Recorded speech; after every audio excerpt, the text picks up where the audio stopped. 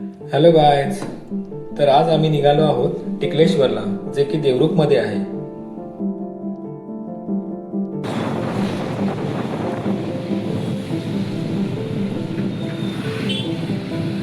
चलो हाय बोल.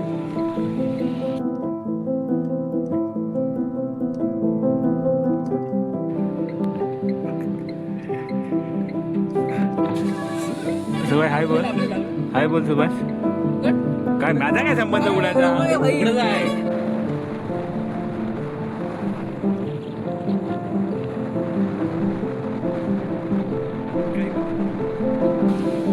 सुभाष लिहून घे रे. कुठे जायचं सर? राईट मारायचा, राईट मारायचा आणि लेफ्ट मारायचा. आधी आपल्याला टिकलेश्वरच्या पायथ्याशी असलेल्या तळवडे गावातून चालत जावं लागायचं. आता पूर्ण रस्ता झाला असल्याने आपल्याला पायथ्याशी जायला मिळतं. जवळजवळ 1 ते 1.5 तासाचा प्रवास करून आम्ही येऊन पोचलो टिकलेश्वर देवळाच्या पायथ्याशी. आता खूप डेव्हलपमेंट झाल्यामुळे थोडं आमचं कन्फ्युजनच झालं, पण याआधी आम्ही सगळेच येऊन गेलो होतो, म्हणून हे झाड बघून आम्हाला लक्षात आलं की इथूनच वरती जायचंय.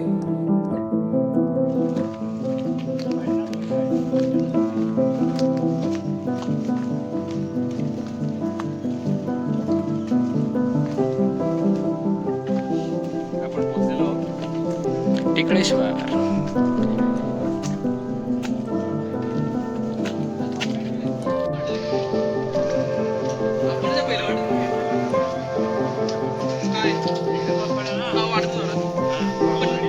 नंतर ते वाढत नाही.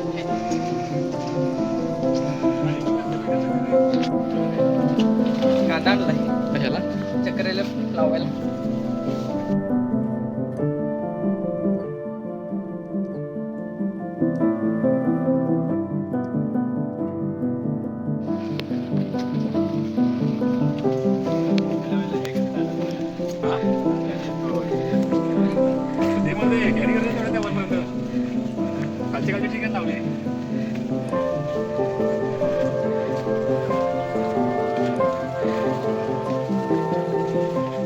वरती चढताना पायऱ्यांच्या दोन्ही बाजूला आपल्याला घनदाट झाडी बघायला मिळते.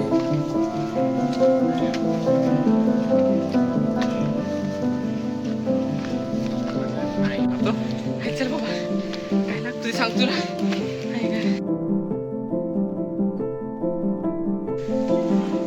बीप करायला बीप बीप. वरती चढताना आपल्याला एकही दुकान दिसत नाही, त्यामुळे खाऊ, पाण्याची बॉटल किंवा इतर सामान आपण स्वतःच कॅरी करत जा.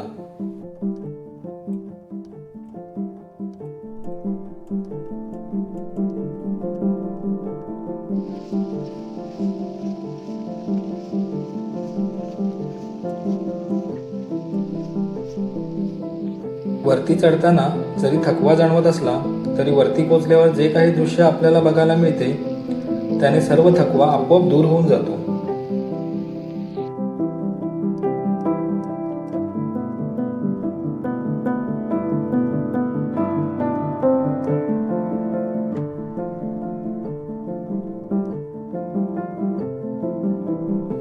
वरती आलं असता टिकलेश्वर मंदिराच्या थोडं आधी आपल्याला एक देवीचं मंदिर बघायला मिळतं. त्याच्या मागेच आपल्याला एक गुहा किंवा पाण्याचे कुंड बघायला मिळतं.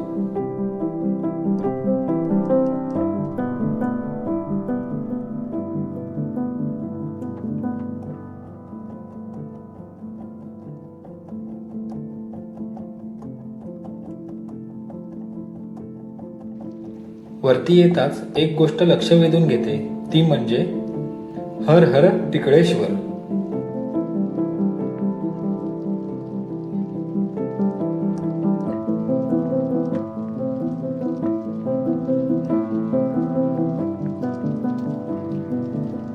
देवालयात आपल्याला शिवलिंग आणि त्यामागे गणपती, दत्त आणि हनुमानाची मूर्ती बघायला मिळते.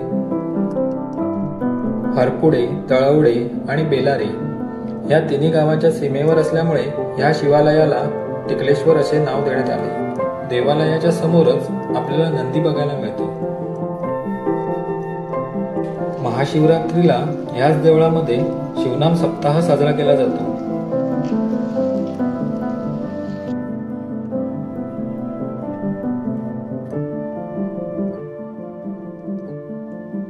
वरती आल्यावर आपल्याला सह्याद्रीचे डोंगर, दर्या आणि पूर्ण जंगल बघायला मिळतं. पण आम्ही जेव्हा वरती आलो तेव्हा सह्याद्री जणू ढगांची चादरच ओढून बसलाय असंच दिसत होतं.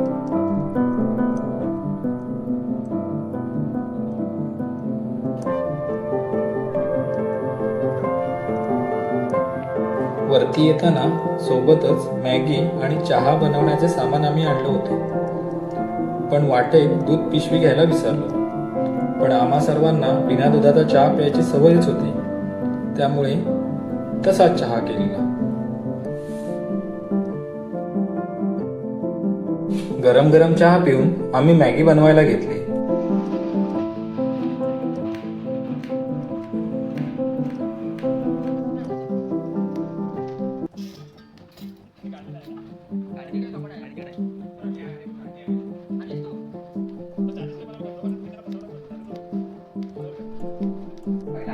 अरे बरोबर.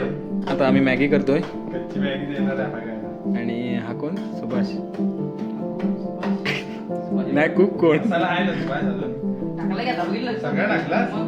तुम्ही तिकडनं घेतो. आणि हा जरा नाराज आहे याच्यावर, कारण यानं चहासाठी दूध नाही आणला.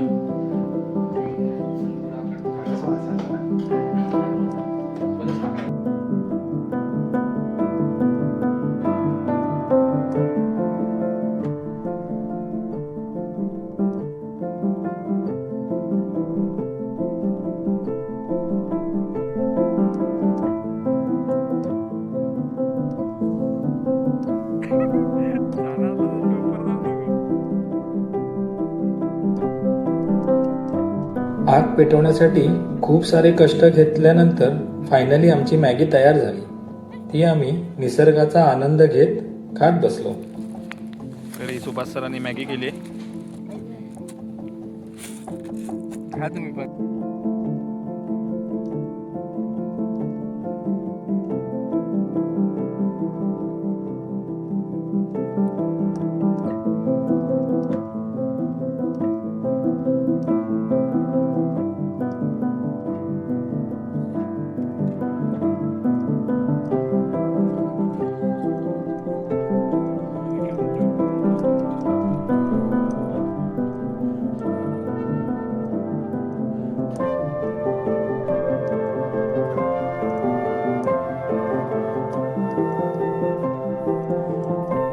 काही क्षणासाठी सह्याद्री पूर्ण दिसत होता, पण दुसऱ्या क्षणाला धुक्याची दाट चादर पसरत होती.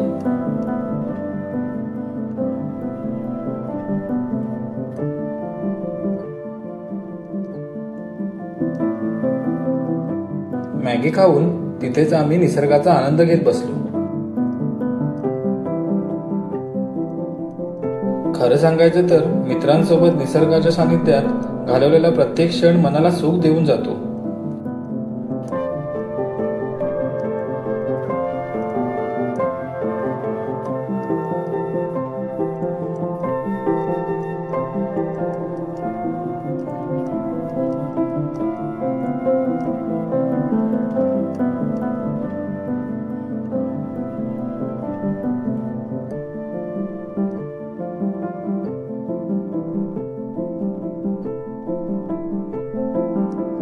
खूप वेळ गप्पा गोष्टी करून आम्ही परतीचा प्रवास सुरू केला.